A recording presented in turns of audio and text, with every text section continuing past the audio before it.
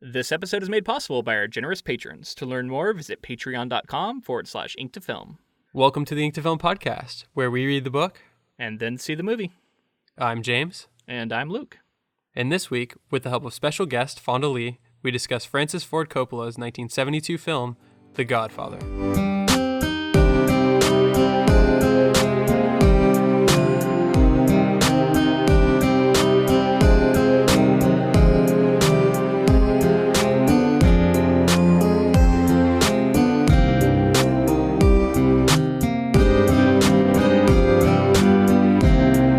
A little bit of housekeeping before we get to our conversation with Fonda. We are having a Last Looks episode coming up at the end of the year, in which we're going to be looking back at all of the projects that we covered and also answering any questions that people might have. Yeah, I really enjoyed doing this last year, and we only had a few projects at the beginning of last year. Yeah, a lot more. So we have a lot more. So if you have any questions, definitely send them our way. Yeah, any sort of things you want us to weigh in on, like maybe we might list standouts, things like that. But yeah, send them our way, and you can look for that episode right at the end of the year.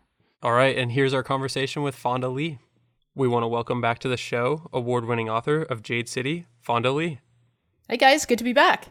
It's great to have you back. You're our special guest for a trilogy of episodes, and we're right in the middle here, and I think this is going to be an awesome one because we got to cover a classic movie that I got to watch for the first time.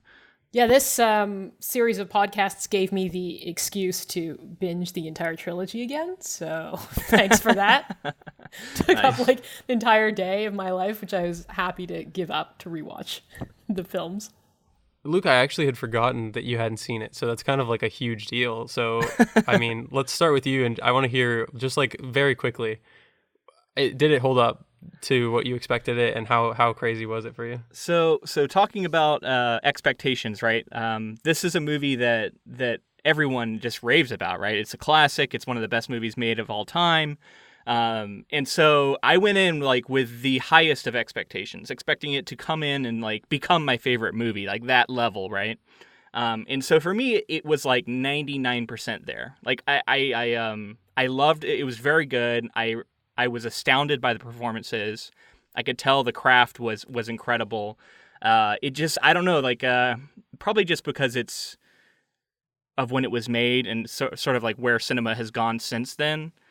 It felt slightly dated at times to where, I don't know, it just didn't quite hit like it's not my favorite movie now, but I definitely loved it. And I will rave about many scenes and many performances as we go forward.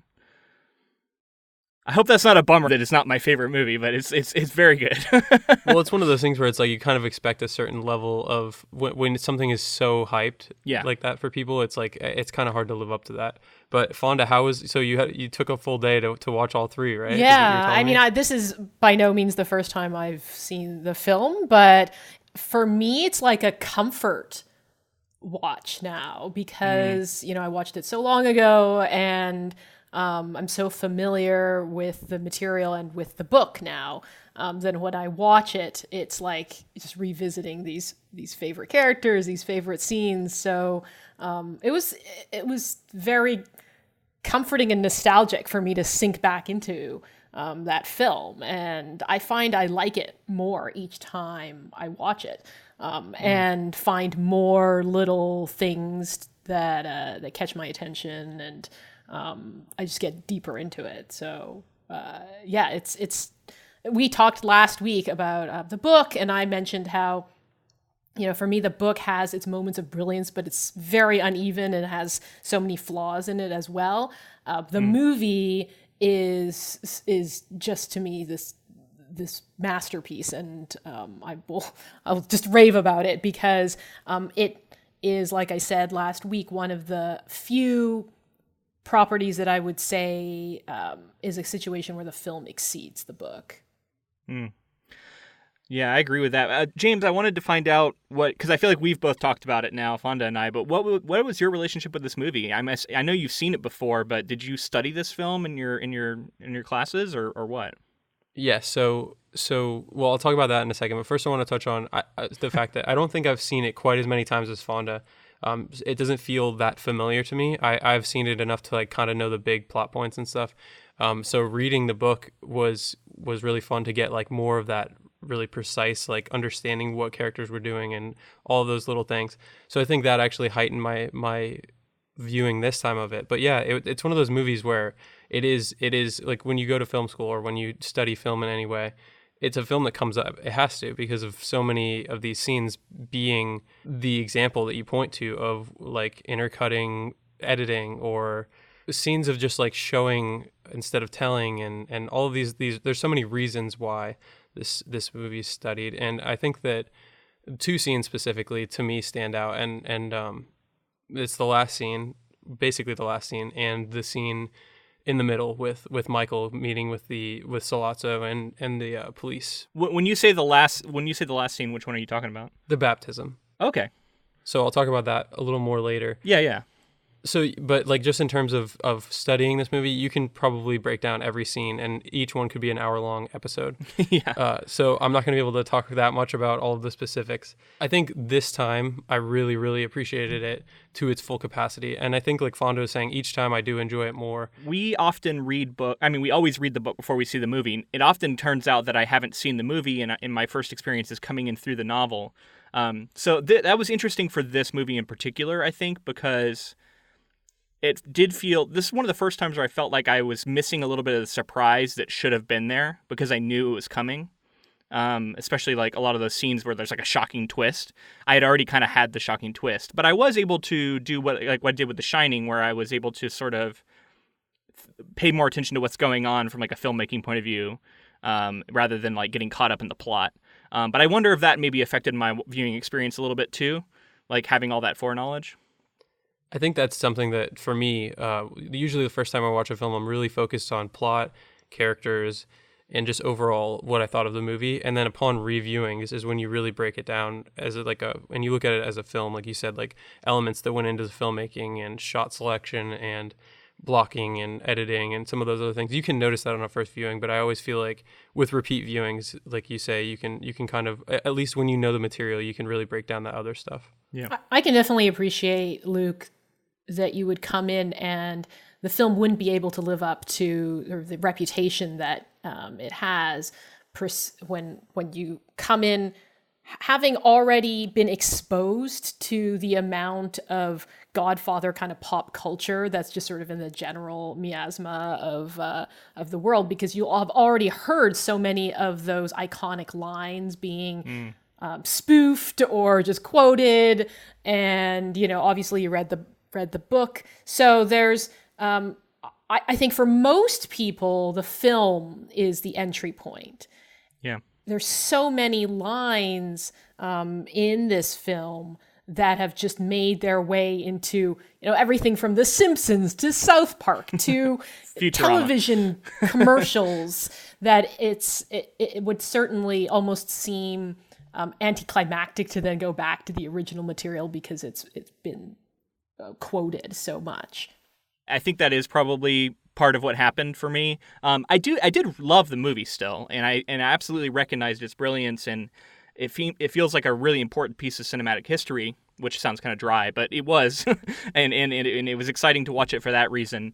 But yeah, I guess a little bit of the plot maybe has been spoiled, and some of those iconic lines have turned into cliches at this point, right?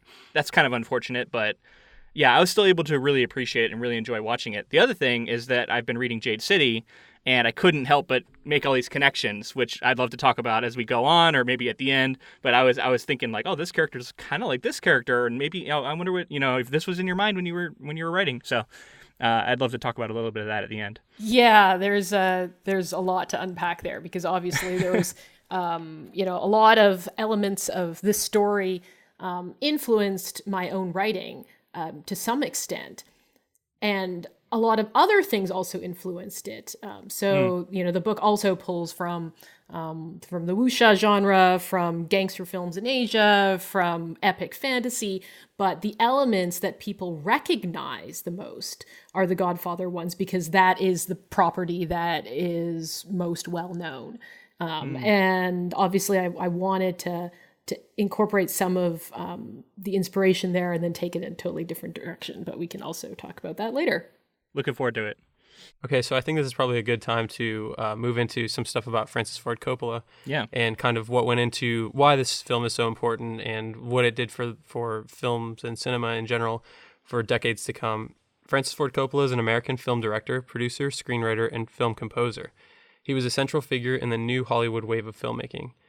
After directing The Rain People in 1969, he wrote the 1970 film Patton, earning the Academy Award for Best Original Screenplay. And then his directorial prominence was cemented with the release of The Godfather in 1972, a film which revolutionized movie making in the gangster genre, earning praise from both critics and the public before winning 3 Academy Awards, including his second Oscar, Best Adapted Screenplay with Mario Puzo, Best Picture, and his first nomination for Best Director. He would also go on to later direct Apocalypse Now, among other things, which is something that I would like to cover at some point. Yeah, it's basically an adaptation of Heart of Darkness, so I think we could. Okay, so I wanted to talk to you guys a little bit about this new Hollywood wave. These are some filmmakers that we've mentioned before, and I've actually kind of touched on some of this stuff, but basically it is in the 70s. What happened was the fall of the studio systems in the 60s led to students of film, people who were studying film in universities and things like that, having a closer access point to becoming directors in the industry rather than having to climb this ladder of kind of like studio stifling creativity and things like that. So we start to see this like these young bearded filmmakers come to prominence. So there's a couple of them that you might recognize, and these are all Francis Ford Coppola's contemporaries and friends that he works with. Spielberg, Lucas, Scorsese, Brian De Palma, John Milius, and Paul Schrader. So, okay. What about Kubrick? I'm surprised you didn't mention Kubrick in there. Well, Kubrick isn't a contemporary of his. I would say Kubrick is somebody that he looks up to. He was the generation before Coppola. Oh, Kubrick was before. Okay. Yeah. Really? Because Kubrick started in the 50s, basically. I listened to an interview with Francis Ford Coppola, and he was saying that at the time, Hollywood was going through some rocky situations because the heyday of cinema, which had kind of been seen at that point as being kind of like the 30s and 40s, was over, and there was this sense that television was going to put cinema out of business, and which is just hilarious to even imagine that was a fear. But it was a real fear at the time that like television was the new thing. People were going to stop going to the movies. And Coppola really felt like, he had to take on The Godfather for financial reasons. Like his film studio at the time, Zoetrope, was in a situation where he just needed the money. And he said that he basically spent like the entire filming of The Godfather in fear of losing his job, and he's just stressed, and it was a nightmarish experience the entire time. Yeah. So let's touch on some of that really quickly. The Coppola, when making this film, he was a young filmmaker, so he wasn't the first choice to adapt The Godfather. There were other names in the running, I can't remember right now, but basically he wasn't the first choice. When they finally selected him, that's when Mario Puzo's Godfather became a smash hit. So then they realized they were going to be able to make a pretty profitable movie off of it potentially. Something that he did that was kind of unique that I wanted to talk about was his in his prep. Normally what you do as a filmmaker is you have a line script, which is like you kind of like draw a line where a scene starts and where it ends on the script, and then there's a shot list, and a director has their beat breakdown, which is like the emotions of each character, like it would be a beat. So those are the things that normally a filmmaker will have. And Coppola created a prompt book, which is normally like an older theater technique, where you actually take the script and then you put like a border of margins around it, and then he just would write notes and notes and notes. And interestingly enough, he eventually released that book years later so that we could see all of his little notes, everything that he wrote with The Godfather relating to the actual source material, which is pretty interesting. So to get back to him almost losing his job constantly, Paramount was worried that he was spending too much money on testing. They didn't agree with a lot of his casting choices, so they didn't like Marlon Brando. They didn't like Al Pacino. Didn't like Marlon Brando. Yep. And so they had to fight to keep Brando. Wow. So he was constantly, every decision that he made, they were trying to like basically counteract that and do something different. And he eventually turned in the movie under budget and on time. They also, I believe, wanted to film in St. Louis instead of New York Yeah. to save wow. money. And they wanted to make it contemporary, like in the 1970s, as opposed to the 1950s, in order to save money again. So I got the sense that the studio envisioned this more as like a low budget gangster flick. And Coppola had this vision that it was much more than that. That it was this, this tale of power and succession and Shakespearean in its scope and its ambition. And obviously his vision won out, but it sounds like he went through hell and back in order to be able to realize that vision. Yeah, he definitely did. And as a young filmmaker, I can't believe that he was able to push a studio into creating this vision that he wanted and carried it all the way through. He did have the one advantage of being Italian. And that had had some effect on it, because I think at the time he had not directed very many movies yet, and the studio, like James said, did not consider him their first choice.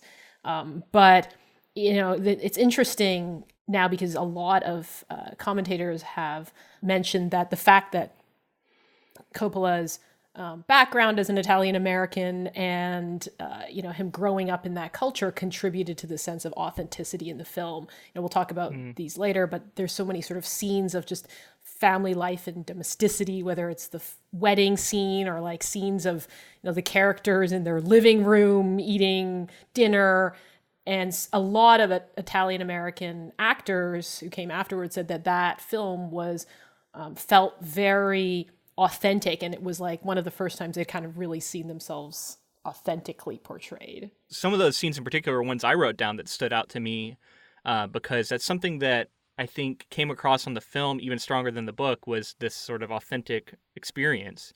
And like the wedding scene in particular was so rich, and there was so much going on and so many little performances by side characters that were really striking. I really felt like transported to this culture and this I guess world, and it was very effective. Yeah, and I think it gives like a certain, even though they're gangsters, it gives like a certain humanity to these characters, to see them eating together and living together and joking and at the wedding.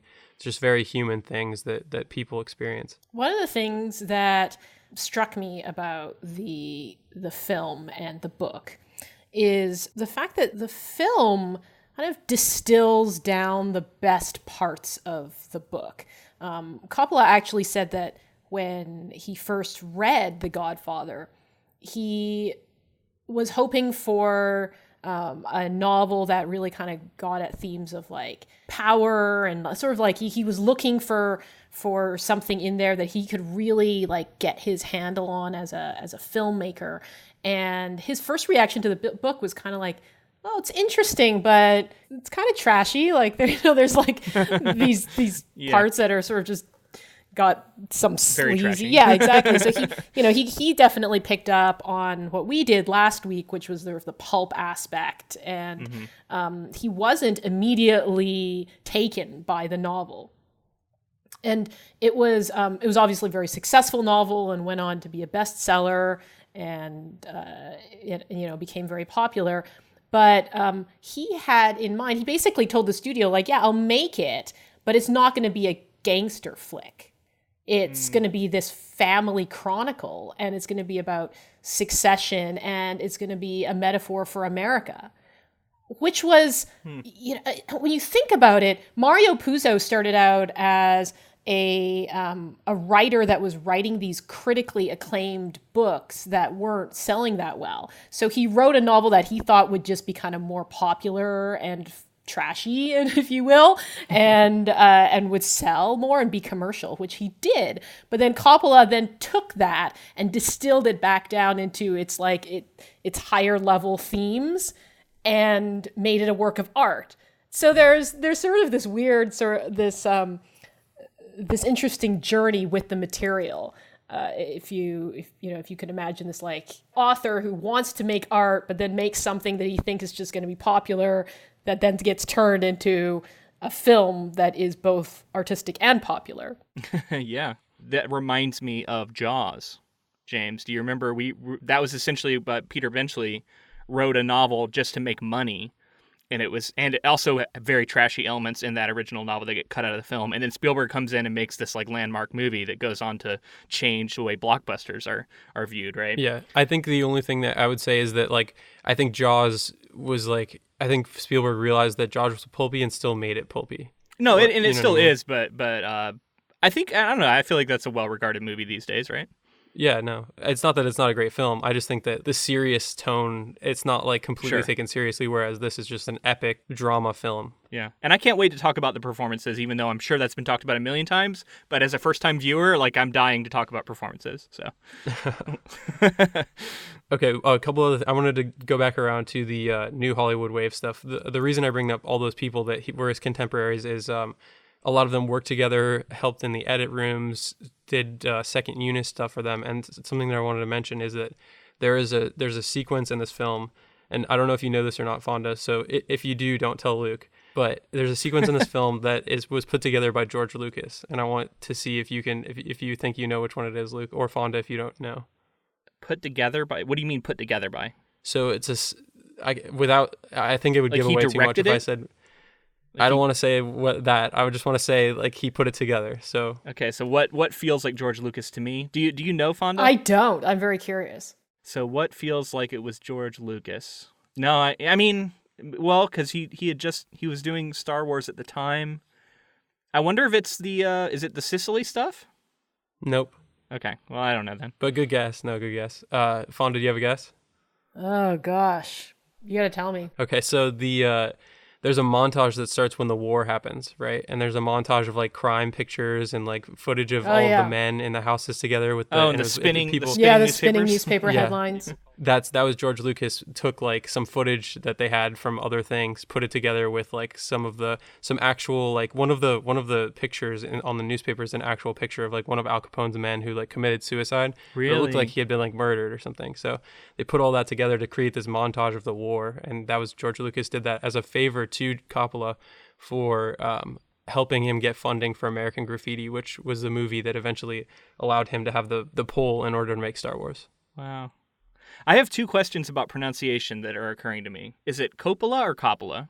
I say Coppola, and I just said Coppola a second ago, but I Okay. normally say Coppola. We don't know what the official pronunciation is? I say Coppola. That's what I think it is. I probably have said it like 3 different ways. And then the other one is Corleone and Corleone, which I noticed they kind of say both in the movie. Different characters. And there's another pronunciation that I worried about that's consigliere and conciliary. They say both Oh. of those in the film as well. Okay. So it's not like we're getting them wrong. They just depends on the character at the I time. think so, because I'm pretty sure at one point Marlon Brando's Don says consigliere. Anyway, I don't know if that's interesting, but I just wanted to clear it up. There's a letter that was, and this kind of touches on some stuff that you were talking about, Fonda. There's a letter that Coppola wrote to Marlon Brando, before he was officially in the role, and there were like rumblings that he was going to get the role, and Coppola was pushing for that. I'm going to say both, I've screwed you up. Sorry. just to emphasize the fact that you could say both. So he sent a letter to Brando, and it was basically just saying like, please do the role. And I don't know if you guys know, but Brando was like legendarily hard to work with. He was like very stubborn. I didn't know that. He had a temper. There's a lot of like he's not very easy to work with, so a lot of studios didn't want to work with him at this point. And he was he was trying to lobby for him to get the role. And in the letter, he's basically saying like, please be Don Corleone, and I also want you to know that, I guess they had talked about it previously, but he said, I also want you to know that the film, the mafia in the film is a metaphor for America and capitalism, and just the idea that it will do anything to protect and perpetuate itself. It's kind of inside baseball to know what the filmmaker intended. Sometimes I don't like to necessarily know, but thought it was interesting that he and Brando felt that the mafia was meant to be capitalism in America. Well, that sounds like what Fonda was saying about it being this metaphor for America. I can totally see that. Yeah. Yeah, as well as the immigrant story. I think that it's a not even a metaphor. It really is just the immigrant story of coming to America and doing whatever you can to succeed, and the idea of sticking together with your family and trying to have the best life that you can in America. Yeah, I think in many ways, and we'll get to this next week, Godfather Part 2 is even more Coppola's film than Godfather Part 1. Godfather Part 1 still stays very true to Puzo's story and to the book without, including all the parts that were not necessary to the main plot line. But Godfather Part 2, Coppola at this point had proven himself with Godfather Part 1. And he had more artistic freedom with Part 2. And that's where those themes of power and excess and the immigrant story really come to the fore, even more so, I would say, than in Part 1. Wow, I'm really excited to watch that one. Because I was kind of expecting more departures than we got. Like you said, it's very faithful. They really just cut some stuff out, but they didn't add much in as far as like new scenes. Right, it was all stuff from the book, which I was kind of surprised to see. But I'm excited to watch Part 2 because it sounds like that's where it really kind of diverges a little bit or adds more to the story at least. I have at times wondered if The Godfather was to be adapted today, whether it would have been adapted as a film or potentially as a mini-series or as an HBO series, because there's so much. And in fact, it's almost a 3-hour movie, and a lot happens. And it's only on repeated viewings that I really, and having read the book, that I can remember and appreciate a lot of the minor characters that come in and only play relatively small roles, like Tessio and, Miklowski. I mean, they actually get very little screen time because so much has to happen in this movie. And Coppola, he initially sent a print of the film that was like 2 hours and some minutes, 2 hours and 10 minutes, because he was, he had so much stuff and he was worried that they were going to take the film away from him if it went too long. And then the reaction was, well, this isn't enough. Like, it's not, it's too condensed and feels more like a trailer. So then he put the additional like half an hour plus back in. And back then, if a movie got to 3 hours, they would put an intermission in. So the plan was to put an intermission in after Michael kills the Turk and the police officer and has to flee. So there was going to be a break at that point. And the decision was made not to do that. So they kept it under 3 hours, barely, and went without an intermission in order to not dilute the impact of seeing it in one viewing. But I can imagine today someone saying, this book has so much in it and there's all these characters that could be even more fleshed out. Here's an example, Luca Brasi, right? He's actually on the screen for very little time and is one of those characters that his mythos in the book doesn't really fully come across in the film, because you don't get all that backstory. You don't actually know much about him before he's knocked off by Sollozzo. So you can imagine a situation in which this book had been turned into a mini-series and each of those minor characters got even more. As it is, it's amazing that they managed to put that clearly into a 3-hour film, because I think it takes repeated viewings to even realize some of the small things that are going on. I wonder if the density of ideas that they're trying to get across there leads to some of this like groundbreaking filmmaking, because it was like every scene had to achieve so many different things and bringing up characters and every plot line needs to be developed, and it's all having to happen, and we're having to condense this big story down to 3 hours. Maybe those pressures kind of, form the diamond that is this movie. I think that's true. It feels like a tight film, and yet it isn't cinematically so. Like, it has plenty of these long shots that play out in a way that probably wouldn't in today's kind of prevailing cinematic philosophy, where there's a lot more quick cuts and your scene changing a lot more. But there's a lot of scenes that are allowed to go on, and just the amount of plot that is covered in 3 hours is pretty astounding. The amount of time that's covered and the number of characters that appear and play. Like, you can you could imagine, this being a mini series or a TV show where there's like a whole side plot involving, Carlo and Connie and like the disintegration of their marriage, or another whole side plot that is like Luca Brasi and his role in the family, right? You can imagine all that. And yet all that has to be implied in an incredibly economical way. Yeah, I totally agree with you guys. So you're right, Luke. I think that part of it is like how dense and how much scrutiny they had to look at each thing they put in. But as Fonda said, it's so tight. Like that's the major thing is like I've seen plenty of movies that are close to 3 hours that felt like they were close to 3 hours. And this is just like it goes by in a breeze. And honestly, I wish it was longer sometimes. I don't actually, but like I feel like when I'm watching it, I'm like I'll watch as much of this as there is. Yeah. I don't think that there's one thing that you can point to and say like this is why this film was so influential. But I do want to bring up a couple of things as far as production is concerned. Okay. The lighting of this film has gone on to become legendary because the lighting of the time was very very much flat, not flat, but very like overexposed. There was a lot of light to go around. And the cinematographer, Gordon Willis, came to be known as the Prince of Darkness. He earned a nickname, the Prince of Darkness, after this film came out. That's a cool nickname. Yeah. I mean, I would love to have that nickname. So it was the decision to light harshly, and it kind of goes back to some of the things that we've talked about before. We've talked about like film noir.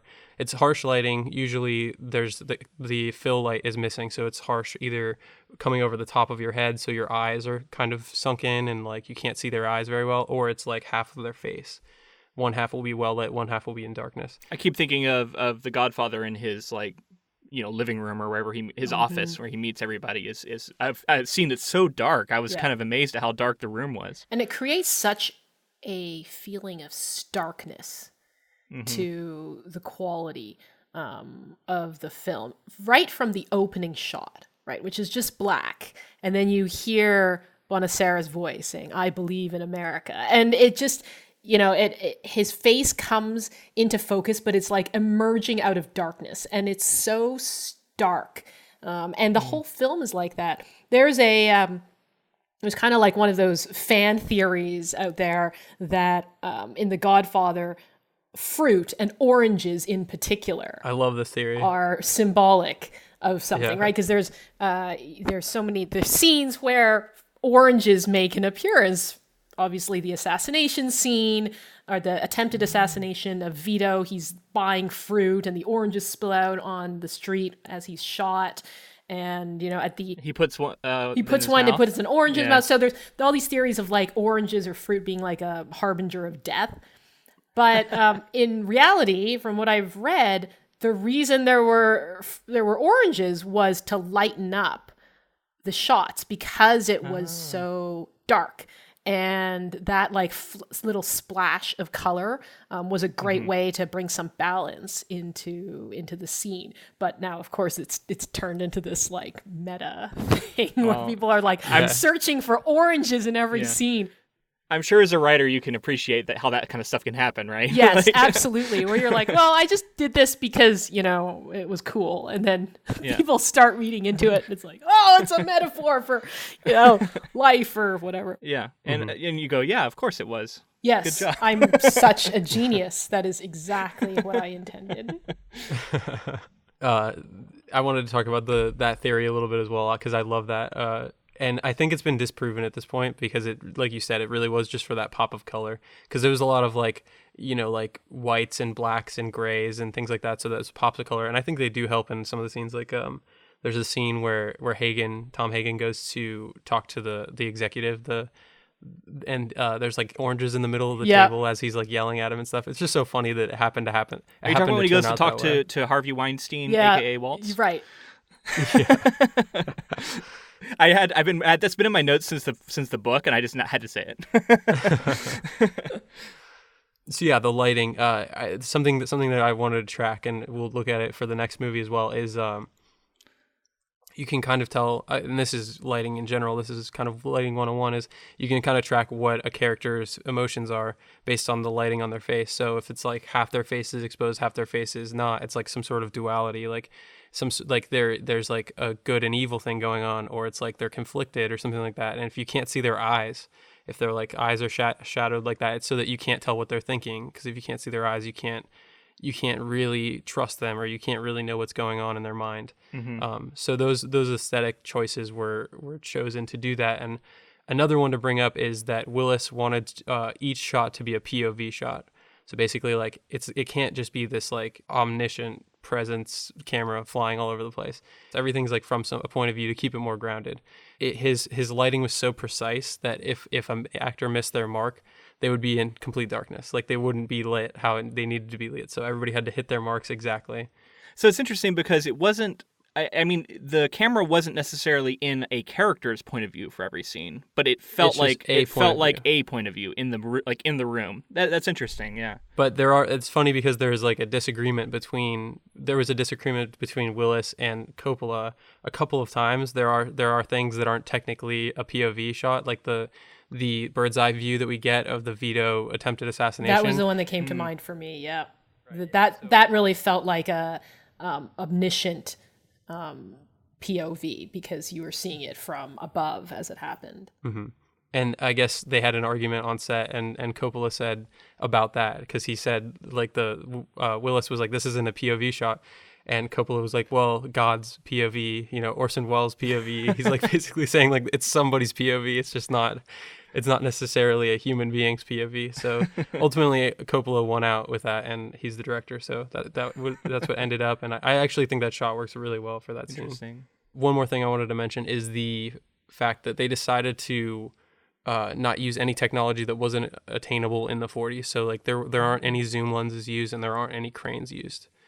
A lot of it was either like, or there either are none or there are very few. They made a decision to make sure that was in keeping with, and it's actually funny, Luke and I recorded a bonus episode yesterday where we talked about how, this is kind of unrelated, but The Thing 2011 used more modern filmmaking techniques than the original Thing, and it's supposed to be a prequel, and they feel very different because of that. Mm-hmm. Yep. So it's cool to know that like they were using techniques that would have been used in the 40s in order to keep that continuity there for the film. Yeah. So I watched it with my wife, and it was also her first time seeing it. And that was something I kept noticing, was like this was a period movie when it was made, and so because of that, it feels like an older movie than it even is in some ways. That's part of the reason why the studio wanted to modernize it, is because it costs so much money to make a period piece. Mm-hmm. Okay, so I think that's a good time to move into characters and cast. I just want to hear your guys' reactions to Marlon Brando right off the bat. Okay, I'll start. Marlon Brando was astounding in this movie. I think that's probably been said a million times.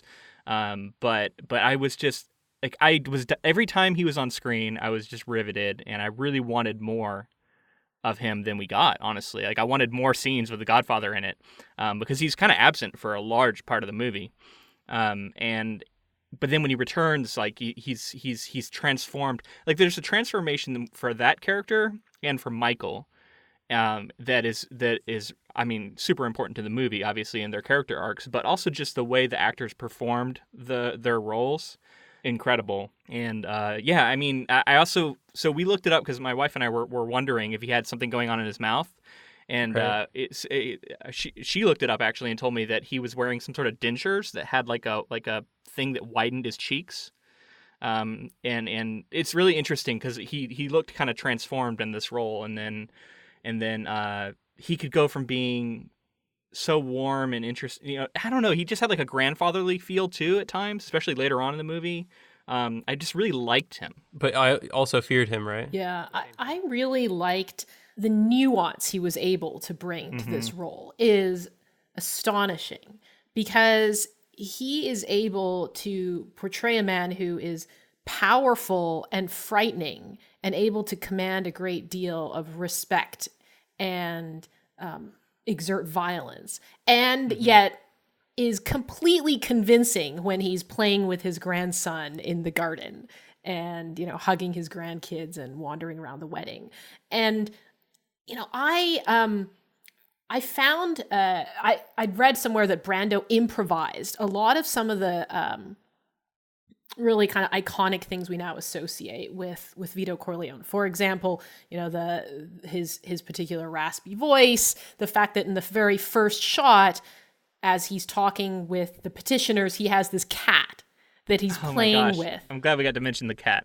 Right? And apparently that was not in the script at all. There was like this cat that was on set, that wandered on set, and Brando picks up the cat and starts playing with it in his lap, and that made it all the way through to the final cut. While he's doing his line. Right. And now everyone can picture, the Godfather in that sort of stark black and white shot in his study with the cat on his lap, right? Like that. Yeah. And so some of those things that are so now seem so integral to the character are entirely a function of Brando.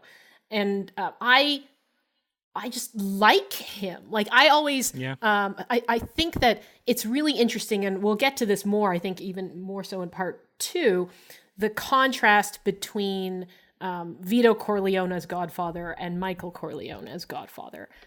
Michael has, and this is, all due to Pacino as well. Pacino has such a cold, frightening quality to his performance as Michael that really juxtaposes Brando's performance of Vito as being very, very familial, very warm and friendly, if you like, grandfatherly, like Luke said. So, although they are both cunning and ruthless leaders in their own right, their style of leadership comes across as very different, and that is completely credited to the performances of Brando and Pacino.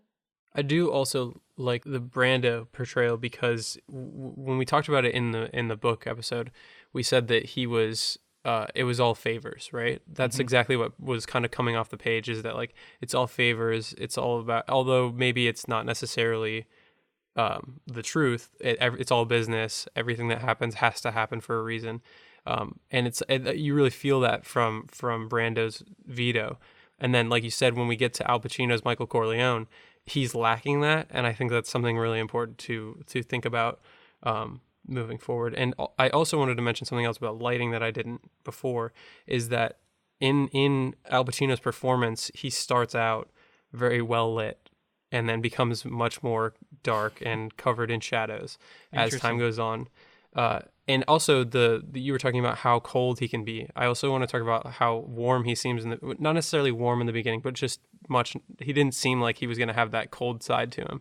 And I just think both performances are just amazing. That's what for talking about Al Pacino's performance in this film, for me, that was the most striking part of it. Is early on in the movie, I was like, I can't believe this is Al Pacino. There was none of the Al Pacino-ness of him that I was so used to in all these other films he's been in. He was not intense. He was very kind of laid back, and he did this really good performance of just kind of like a young, almost naive version, right? And then we see him, and there was a part where he's outside the hospital, and he's sort of faking with I think he's the baker. And the baker goes to light a cigarette, and his hand is just shaking dramatically. And then Michael's able to light his cigarette, and his hand isn't shaking, and he kind of looks down at it, realizing it. And I thought, okay, this is him realizing that he's actually good at this, and maybe has the nerve for it. And then that transformation, especially when he comes back from Sicily, when he returns from Sicily, he's a different man, and he becomes the Al Pacino that goes on to define his career. And when he's across from the character in Vegas. He's giving him this I don't know. Mo Green. The way he's looking at that man is so striking. He's just looking right through him. He's got this stare, and like you said, I mean, I guess it sounds like maybe some lighting was being played with to make him look so intimidating. But I think a big part of it is the fact that Pacino can just turn on that intimidation and do it so well, because I mean, he went on to do that for the rest of his career, right? Right. Yeah. He became him, right? It's fascinating because you really realize that this is a story of succession when you look at the way Brando's character and Pacino's character of the two Corleone kingpins, and the transformation that they go through so simultaneously and smoothly. So, you really get the sense of Vito becoming mortal after he's injured, and, he comes back, and there's this scene where he started to retire and he's handing the reins over to Michael, and they're in the study, and he's a different person now. He's kind of in a sweater and he's looking at the fish, and Michael's the one who's really kind of driving the conversation. And then you sort of have this final moment between him and Michael where they're sitting in the garden, and Vito is kind of mentioning things, he's, saying whoever comes to you after, words is to make the peace is going to be the traitor, or you should get those guys to track the calls. And Michael's like, yeah, Dad, I got it. I know. Like that's sort of very familiar parent-child interaction as the parent ages. And the child's like, yeah, I know, Dad, you said that already.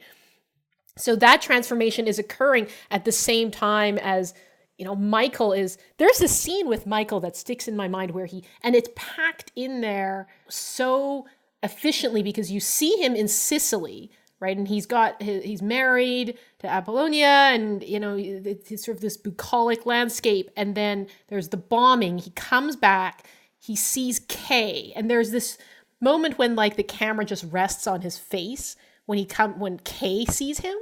And you see him, and it's like there's something in his eyes that's completely changed.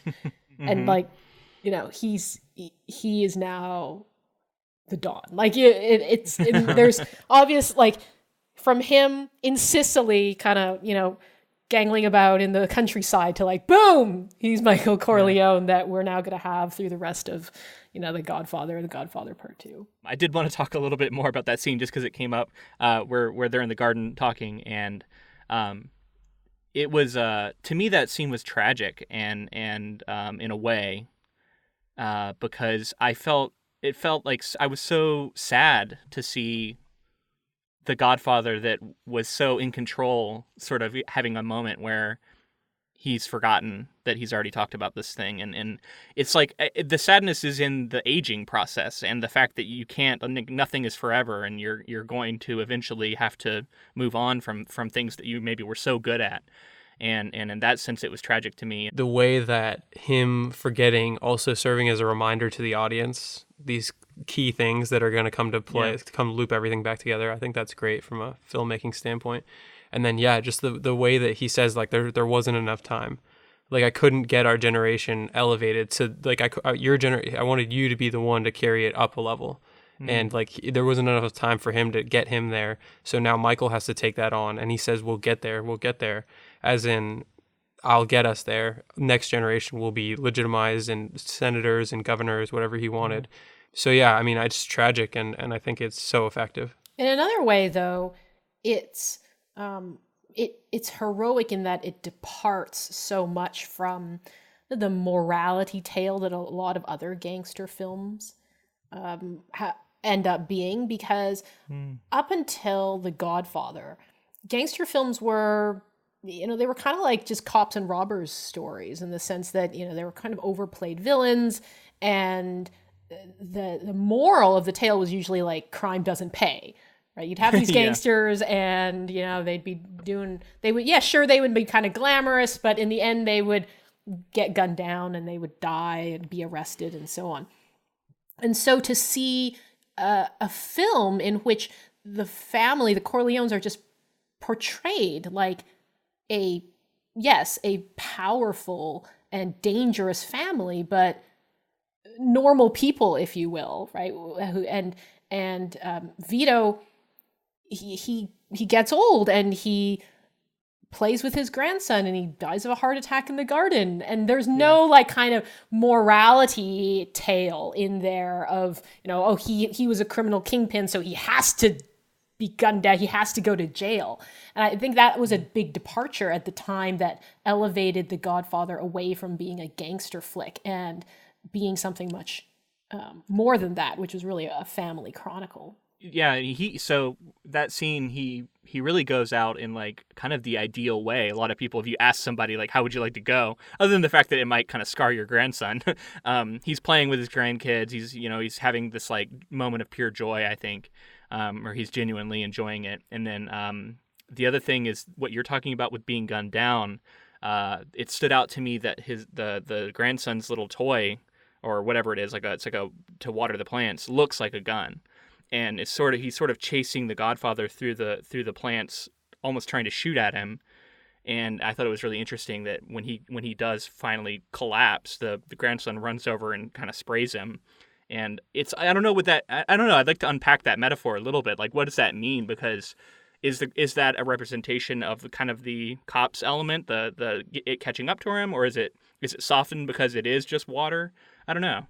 Well, is it also like, is it youth catching up to age? The son usurps the father, or the grandson usurps the grandfather. I don't know. That's all I got for you. Okay, I just noticed it and wrote it down because I thought it was cool. It was because it was very gun-like, the thing the kid was holding. So I thought I didn't even think about that. It has to mean something. So let's talk about these other actors very quickly. James Caan as Sonny. I think that he plays aggressive and over the top like Sonny should have. And something else that I noticed is the way that he's lit is his emotions are always on his sleeve, so he's always well lit for the most part. Yeah. Fonda, what did you think of that character and that portrayal? I found him a really sympathetic character. I especially loved his relationship with Tom. I think it comes across a lot more strongly in the film than it does in the book. And the brotherly love, but also the conflict that exists between them. And the fact that there are times when they just go at it, they argue quite vehemently against each other. Tom is, arguing for making the deal, for being rational, for avoiding a war. And there's that great exchange where Sonny is just like, that's it, Tom. Like, no more talking of like making deals. Just help me win. Just help me win, Tom. And the grief that is on Tom's face when Sonny is killed. So there's a lot more, I think, great interaction that James Caan and Robert Duvall get into the film, more so even though than I think was on the page with Puzo's novel. Yeah, I mostly loved his portrayal. I think there was a couple times where book version of Sonny to me was a more intimidating force than I quite got out of movie Sonny. Like I really wanted him to be almost more frightening at times with his anger. And it just I think that's the one thing that for me with that character didn't quite get all the way there to the character I had built up in my mind from reading the book. And so, but like you said, a lot of the other stuff he really nailed, like a lot of the family stuff, a lot of those scenes came across. But it was like the beating of Carlo Rizzi, for example. While a cool scene, I don't know. There was also and my wife pointed this out, and we definitely caught it. There's a huge whiff of a punch. I saw it. Where I saw that too. He misses him by a foot. Yeah. And so like there's that, and then there's also just like his presence isn't quite as frightening as I've seen like other actors do in other films, right? Where like that kind of scene could have been really scary, and instead it wasn't quite there for me. I don't know. It's interesting because it's like I'm nitpicking this amazing piece of cinema, but yeah, I don't know. I mostly liked him, but he wasn't someone who I'm gonna like go. Like Al Pacino's portrayal and Marlon Brando's portrayal to me are the real standouts. Whereas that one was just pretty good. Yeah, I wanted to agree with Fonda about the James Caan, Robert Duvall, Sonny, Tom relationship, though, because I feel like that is really, really powerful. And it's like, it's not like it's not very prominent within the story of the film, but it's like the brotherly aspect is I feel like is really there, especially like you were saying with the just help me win thing. It's like, that's something you say, like that the frustration that was there was very brotherly. And I think Robert Duvall also killed it as Tom Hagen. Like he just like all the way through as a conciliary was just, he was awesome. Yeah, absolutely. And so cold when Michael cuts him out. I couldn't believe, like we were stunned by how cold it was, because it was clear that he's essentially a brother to these men, and he's Michael's his last brother remaining at this point. and he just, you're out, Tom, and then just won't even hear anything to, otherwise. I don't know. It really, I mean, I know that happens in the book, but it really stood out as a colder moment to me in the film, and the way that the Godfather just says, like, yeah, we talked about it and we agreed that you're out. It was like, I was kind of surprised to see that Tom remained so loyal after that, because it felt like that could be a turning point for Tom as a character too. Well, it's that loyalty. Yeah. Yeah. I like that though, because it's like he still sticks it out even though he's been kind of slighted. Yeah. No, yeah, it makes sense because that's who he is. But like, I think a different character might have turned in that moment. For sure. Right, and I think it's not entirely a indictment of Tom that makes Michael make that decision. Right, Michael has set up this huge reckoning that he's going to orchestrate, and my sense was in some respects he wanted to protect Tom from that. But yeah, there's a humanity to Sonny that you don't get with Michael. The love for his sister, the way he interacts with Tom. Michael is a very frightening character, but not a particularly likable one. In that, you never see him really interact in a warm or familial way with any of his brothers. He doesn't really seem to share that much of a connection with Sonny. He doesn't react to Sonny's death the way Tom reacts to Sonny's death. His relationship with Connie and his relationship with his wife. There's so many moments where you're like, are you human? You're more of a machine than you are a man. And I think James Caan and his portrayal of Sonny, while not as convincing as a mafia boss, lightens that, and it brings more balance to the family. No, and I agree with that, because there is something sort of identifiable and human about someone who will fly off the handle and be enraged at things, right? And takes things personally. And there is something, very, very human about that. But you're right, because Michael in the film, at least, is so cold, especially when he comes back from Sicily, and scary, and has none of that warmth that we see out of the Godfather when he's dealing with his friends and compatriots, and that feels ominous to me going into part two. I mean, I haven't seen it yet, but it feels like that maybe isn't sustainable, because that human element, that friendly element of the Godfather is maybe something that you can't undersell as far as like it's really holding this all together. So I'm very interested to see how that plays out. So we've kind of jumped around with plot, but I also wanted to ask you guys right here, because we're talking about Sonny and kind of everything that goes on with him.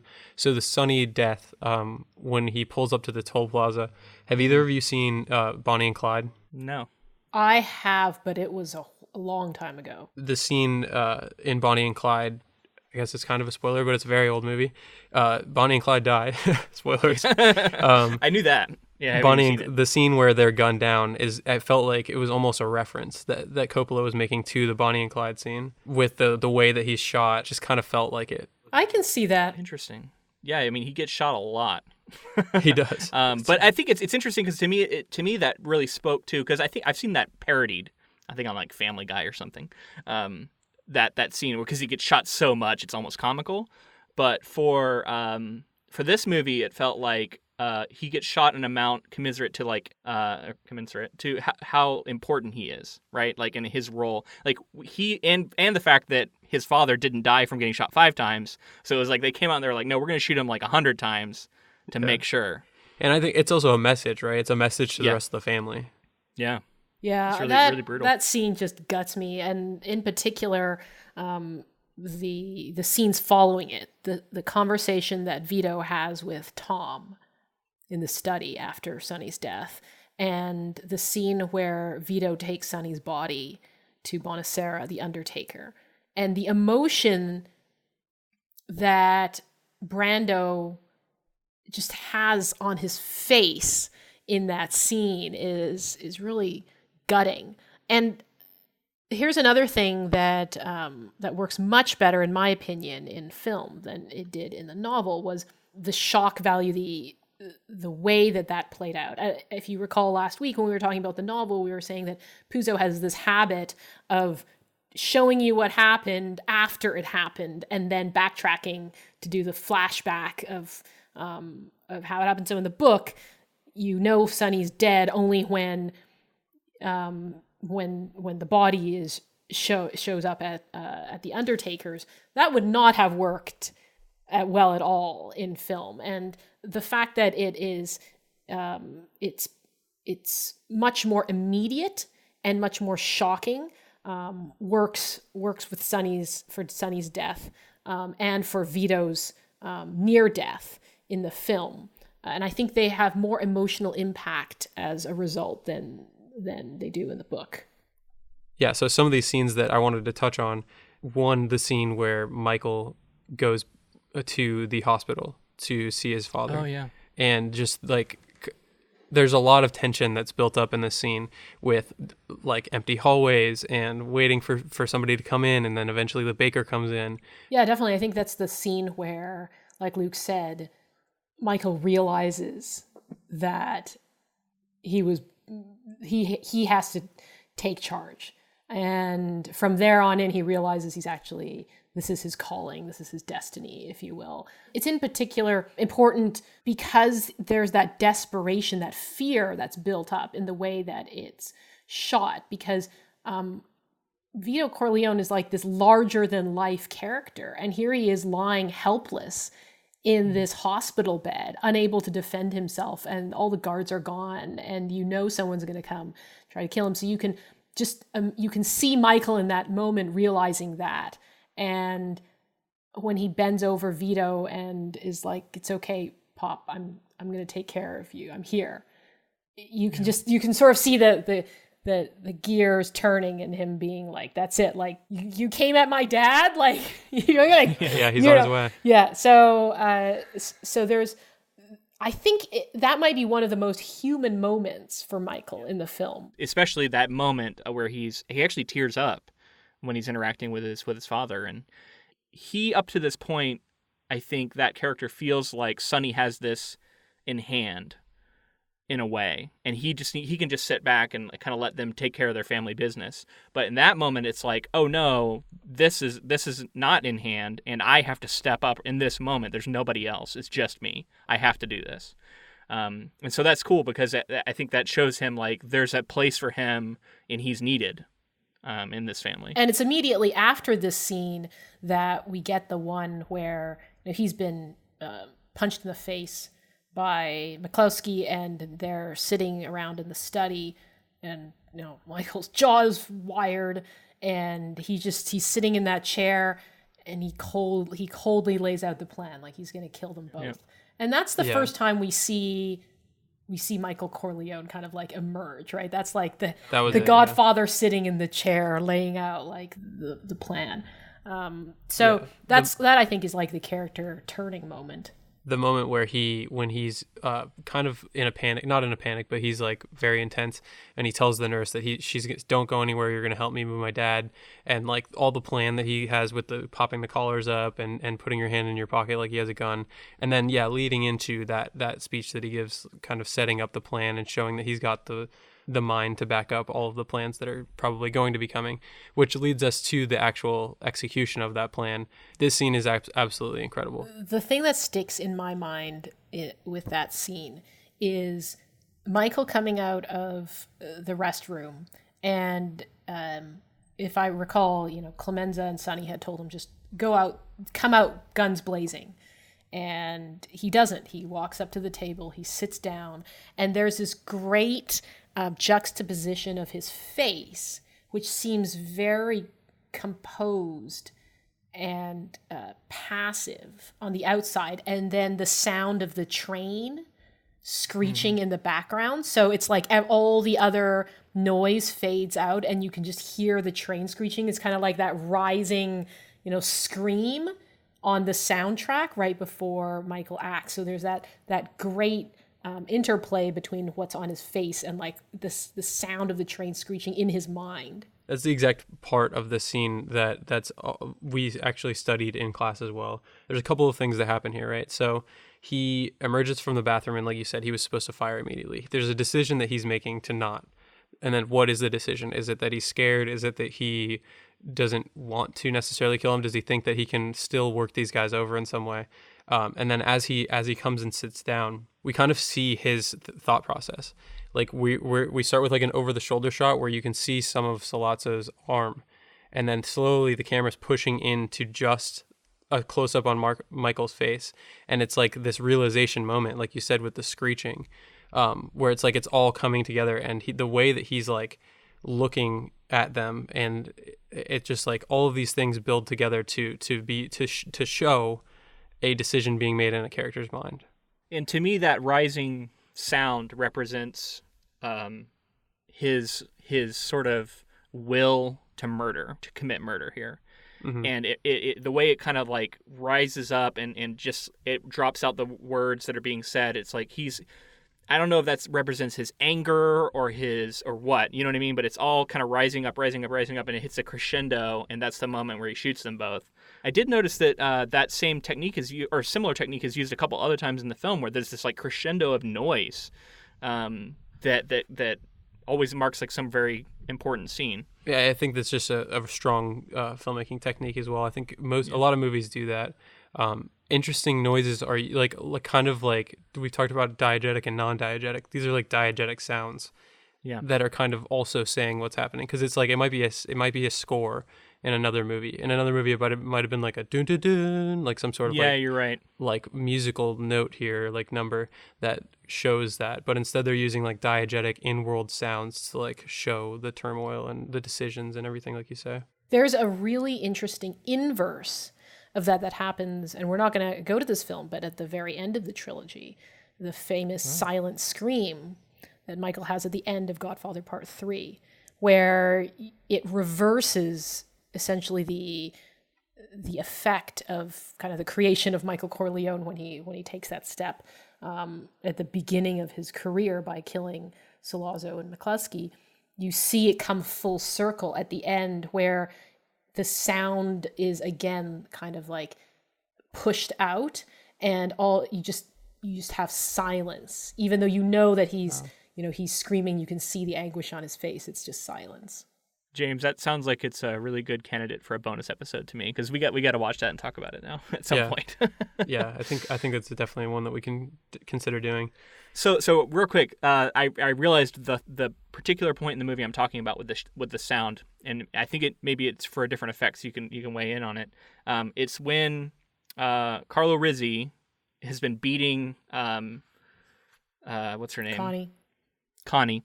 And there's a phone call, and so we go from the scene where like all this screaming and crashing is very, very loud, and it gets louder, and then immediately cuts to, I think it's the mother picking up the phone, and there's a baby screaming in her ear right when she picks it up. And so it was interesting because it's like instead of a crescendo to silence, it's crescendo to this incredibly loud sound. I don't know. Like I guess I was curious. Like what was that conveying? I think it focuses the reaction on Sonny, because the mom can't hear what's going on. The baby is screaming in the background, so you can't hear what Connie is saying. You don't know if she's crying on the other end. You don't know what she's saying. All you get is Sonny's face and his reaction to whatever he's hearing from his sister on the other end. Is the outpouring of emotion from the infant sort of like a mirror of maybe the outpouring of emotion that's going on in Sonny as he's getting this news? Because this is him losing his cool and doing something that isn't smart, and that's also what we just saw in that scene, was a very emotional scene. So I don't know, I'm just free associating at this point, but I'm wondering if that could be something, right? Yeah, I mean, I can see that for sure. It's definitely, I think it has something to do with the extreme nature of the situation, of like where Sonny is about to go with just like the loudest noise that you can hear in a movie is like, I mean, a baby screaming full throated into the sound of the movie that's like kind of that's a sound people don't want to hear. So it's interesting that they put it right there. Maybe that's another thing. It's very uncomfortable. Yeah, I also just love the fact that there are all these scenes of like kids running around and screaming and things going on in the kitchen. There's that there's just this realism to it. Like, that is exactly what would happen when you have the baby in the house. Like, some phone call comes in and it's important. You can't hear a damn thing because the baby's crying. Like, there's just that element of like, that's familiar. And that reminds me of the line, don't hit the kids, or don't watch out for the kids when they're backing out at one point to go murder a man. Right. But you're right. Like, there's always kids around, and you gotta take that into consideration. It's kind of that human thing. Right. And when Vito gets home from the hospital, right, this room's crowded and all the kids have got like little pictures that they drawn for him, and there's all these kids packed in the room, and they all shoot out so that the door can be closed and they can talk business now. Okay, I want to jump over some stuff. I'll just touch on it really quickly, and we can come back around to it. But they go to Vegas, and they kind of try to strong arm Mo Green with all of the hotel stuff. And around that time, Vito suffers the heart attack, and then the funeral of Vito happens. And this is where Michael's he's had to fully take on the role. And the way that he's like just like trying to figure out who's going to betray him by who's going to ask him to meet with Barzini, and the look that Al Pacino has on Michael's face, and he's just staring at everyone.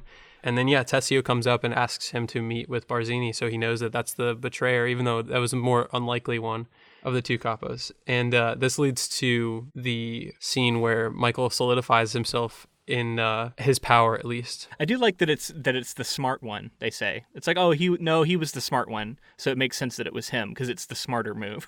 Well, it's like if he had even known, though it gets him killed. If he had known what Michael knew and what he was planning, I think that he wouldn't have chose that. But he felt like all was lost. Like he felt like they were going to lose, so he was making the smart move of switching sides instead of the loyal move, right? Right. So maybe that's an interesting thing about loyalty. So let's just jump into the christening scene. I love how much the films rely on family events to mark turning points. And, it begins with a wedding and it ends with a christening. So there's so much wrapped up in, the fact that these big family events are these tentpoles in the narrative. And the way that it juxtaposes Michael being at, his godson's baptism while all this violence is playing out is really effectively done. And it gives there's almost this surreal quality to it that's very affecting, especially because that he's going to... there's going to be a reckoning with Carlo. And the fact that Michael can do something as cold as to, he's brought Carlo in more. Carlo is in that room when they're talking about going to Vegas, and he thinks he's been brought into the family more, and Michael respects him now. And, Michael makes the decision to become godfather to their child, ostensibly to allay any suspicion that he's got it in for Carlo. So that ability to be so calm and cold while planning something so ruthless is really brought to the forefront by intercutting those scenes of taking out all the other Dons while attending to this baptism of this baby. Yeah, to piggyback off of that, I immediately thought of how literally standing at the altar in a church, in a religious ceremony in front of a priest who's asking you, do you renounce Satan, all this stuff, and we see Michael in this moment is lying to the priest, and by extension he's almost lying to God, and it's showing how far he's willing to go. And how, to me, it felt like he had kind of sold his soul at this moment, and was almost irredeemable because he's lying to God, he's lying to everyone there. We see the effects of what he's actually doing in this moment, and the people who are being killed. It just, I couldn't help but think of, The Devil's Advocate he later plays, where he is Satan. It's like, do you renounce Satan? He's like, yes. And I'm like, no, you don't, because you later played him. But regardless, in world, this was really striking to me because to me, it felt like it brought in the universe and it brought in religion and how he was so able to keep this facade of being a good person and being a godly man or whatever you want to say, and how he really wasn't anymore and had really had this coldness and darkness in him. I think in this moment he proves himself to be more savage than his father. I'm not sure that Vito would have ended the war the same way that Michael did. I mean, he's, Sonny is the one who's kind of portrayed as being the hothead and the warmonger, but Michael combines Sonny's penchant for violence with Vito's cunning and his scheming intelligence, and so he's different from both his father and from his older brother, but has kind of taken like the most dangerous aspects of both of them and put them together. That's really cool from a storytelling point of view too, because I think it would have been an easy route to go of saying that Michael is sort of now the new Godfather in every way, and was more similar to Vito.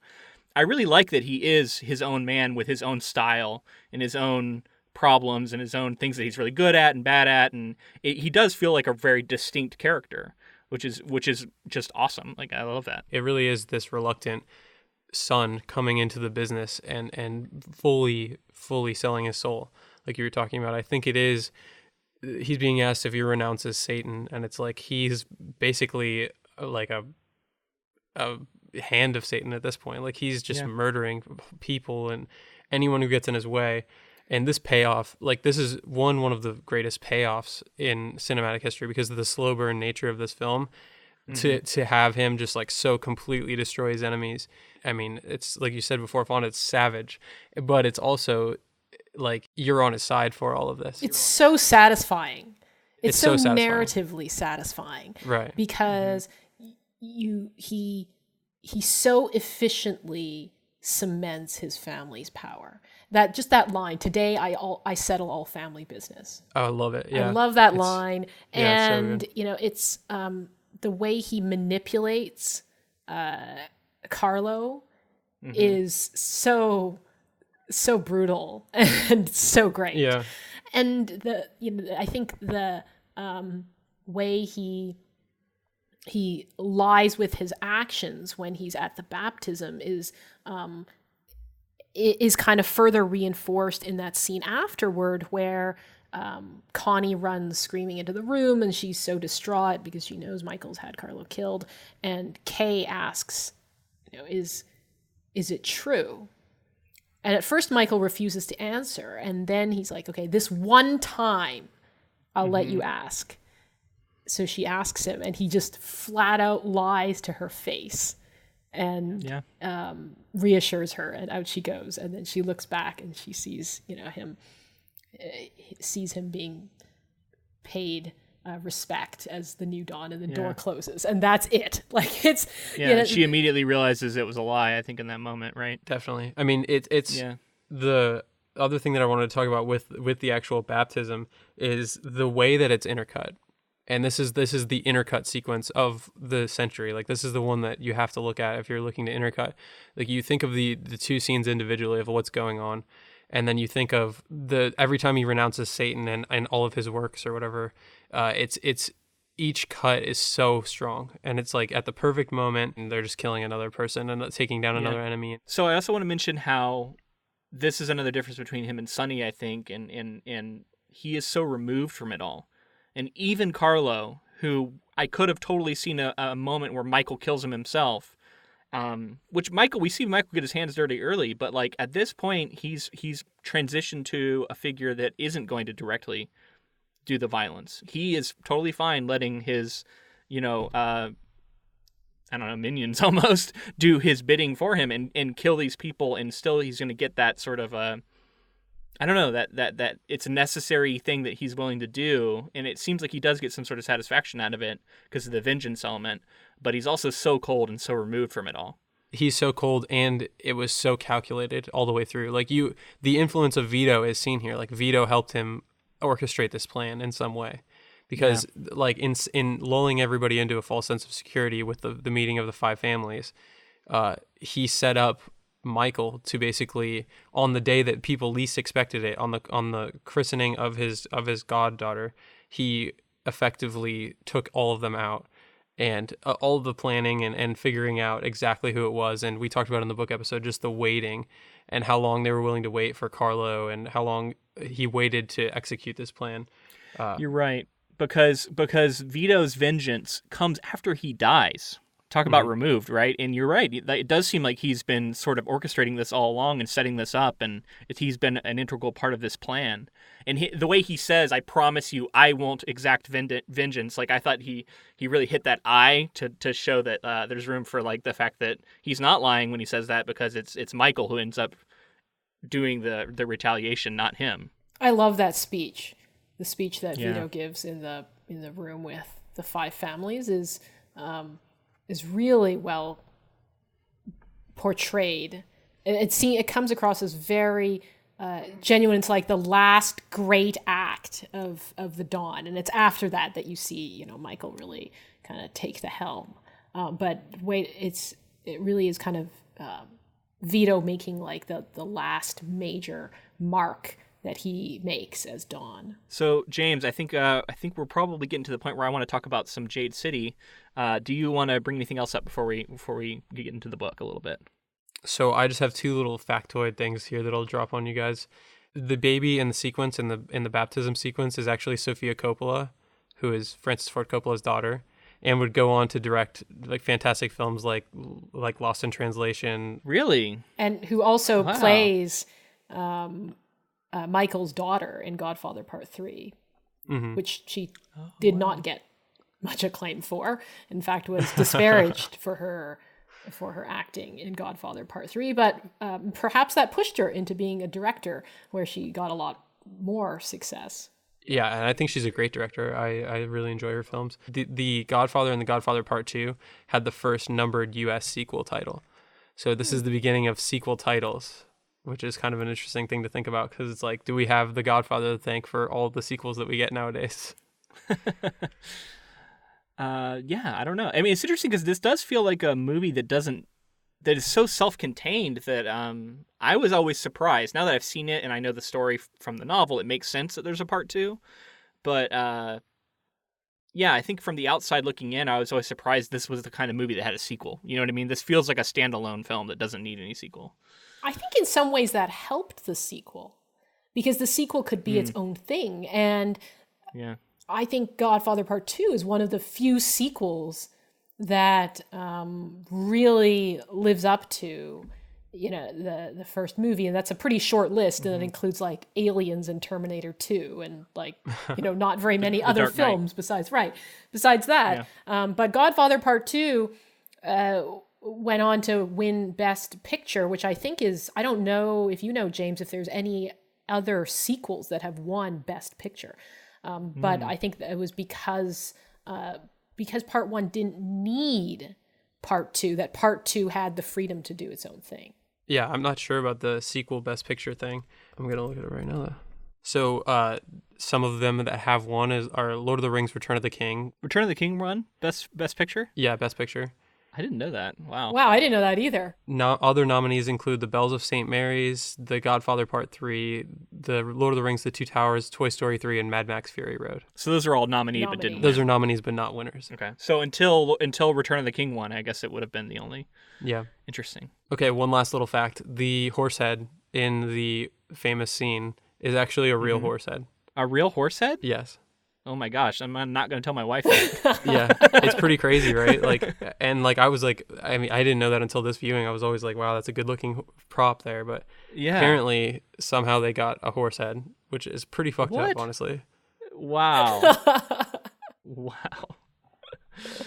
Well, that makes Waltz's screaming in the bed feel much more authentic. Let's hope that a horse died of some natural cause. I believe it was like used the body. I believe what it was is it was like set to slaughter. It was set for slaughter anyway, or something like that. But they don't. I mean, do they set horses to slaughter often? I don't know. I mean, I just am relaying the facts. You're just the messenger. I hope that they didn't kill a horse and just to get this shot. I will say that for sure. Yeah. Let's hope not. So I do want to bring up Jade City here a little bit, because to me there's a lot of interesting comparisons that can be drawn.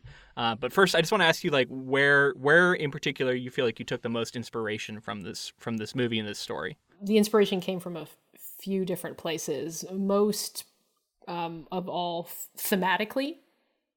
So the thing I've admired about The Godfather for a long time is the fact that it is, at its core, it's a family saga. And that was something that I wanted to write. I wanted to write something that had kind of these gritty elements and this violence and this war, but at its core, it was a story of family. Yeah. And so that was kind of what inspired me to write Jade City. And then beyond that, there were elements of The Godfather and maybe mobster movies in general that clearly made it into the story. I mean, so many of the narrative turning points of The Godfather revolve around assassination attempts and death and betrayal. Yeah. And so those clearly came into play in the plot line for my book. And then there were dynamics in the sibling relationships that I loved and that I wanted to bring into my work in a different way. I never wanted to do a retelling of The Godfather.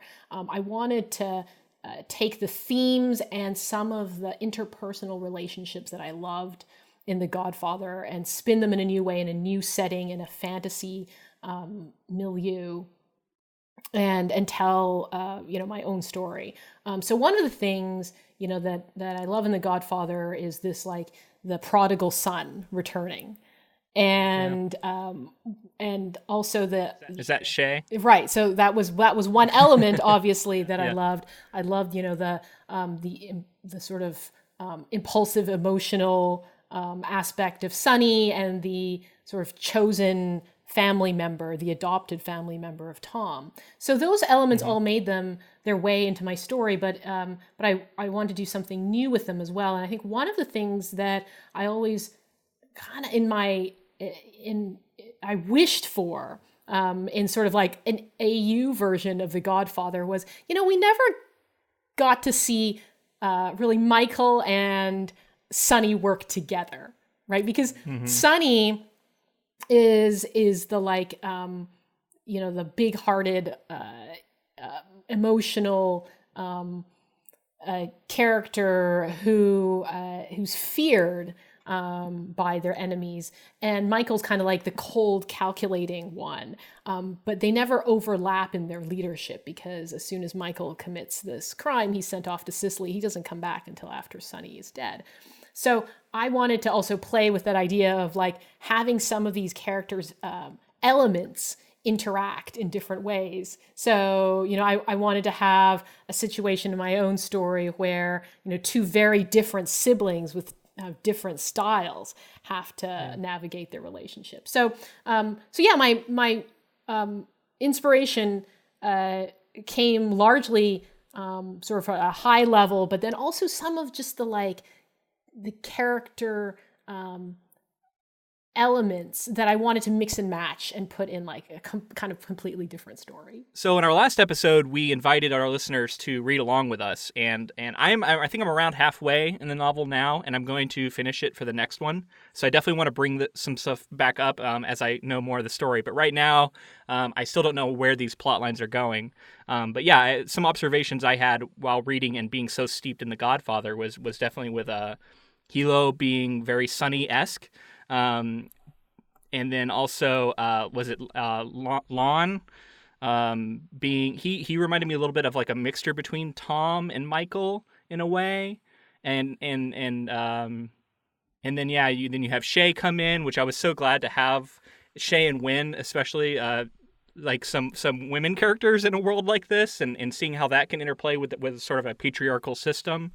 Very cool, and like you said, elements of certain characters, like, there was no one-to-one comparison. It was always like this character is kind of a mix between multiple characters. Right. which is good because I didn't want, I did not take any of the characters wholesale and be like, oh, I'm just going to make a character like this. But I wanted to take some of the elements that I did, some of the relationships, the play off of different personalities, and play with those, and still have the characters feel very much themselves. So yes, Hilo's has kind of that emotionality that I loved about Sonny, but he's very much his own character, and you'll sort of see that happen. You'll sort of see what happens with him later on. So yeah, there's a lot of things that went into this book, inspiration wise. And I also took inspiration from a lot of other for other shows, other research that I did. Like I said before, a lot of the things that people pick up on are the thematic elements of the Godfather, the feel of it being this violent family chronicle. Yeah. And if our listeners are still on the fence about it, let me tell you, there is the Jade and the way it works and these characters possessing it and the powers it gives them, combined with sort of this kung fu sort of martial arts type of hand-to-hand combat, just makes for some really exciting action sequences, all at the same time that you're getting this really cool family drama. So I absolutely recommend it. And then you can all understand how this connects so strongly to the Godfather, but is its own brilliant thing that I hope is going to be adapted into its own piece that we'll be able to cover at some point. So I actually did have a question as well. You were saying that one of the major inspirations was the Godfather. I was wondering, is there one or two other ones that are like really that you get a lot of?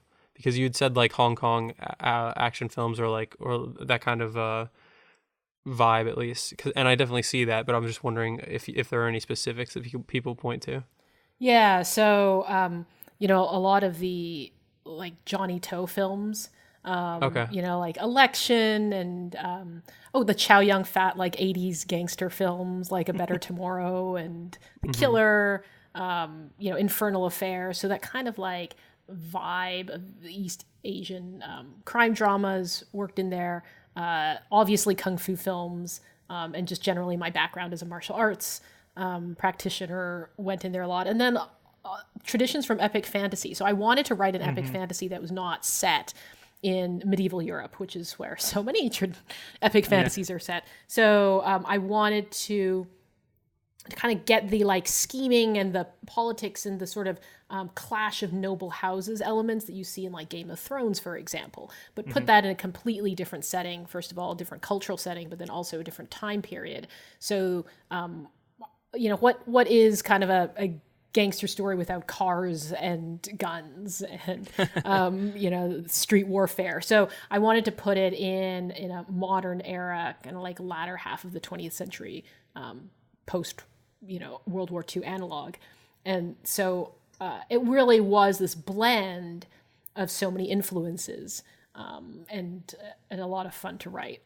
At the time I was writing it, I was like, is anyone going to kind of, be the market for this other than me? Like I really wrote the book that I wanted to write because it was a mashup of things that influenced me.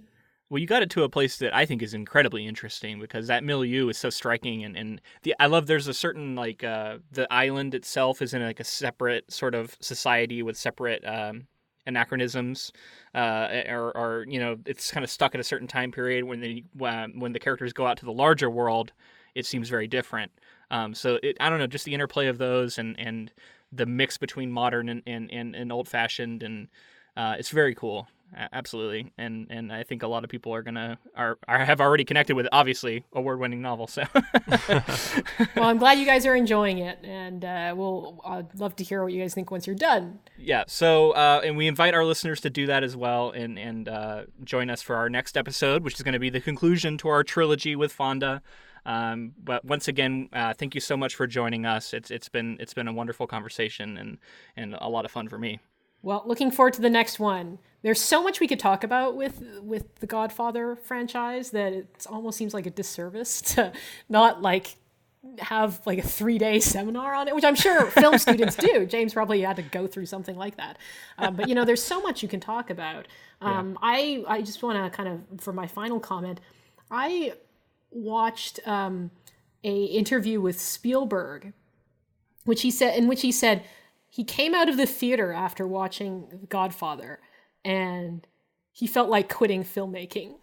He said, how am I ever, going to make something that rivals the level of storytelling that I've just seen? And coming from Steven Spielberg, I had to laugh because that's such a familiar feeling for authors, right? Like yes.